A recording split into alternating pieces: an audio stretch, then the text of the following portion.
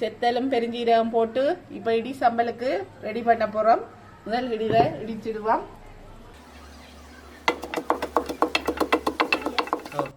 சரி, இடி வட்டிட்டு இப்போ வெங்காயத்தை போட்டு இடிக்க போகிறோம். வெங்காயம் போட்டாச்சுது. இதுக்கு நல்லா கருவேப்பமில போட வேணும்.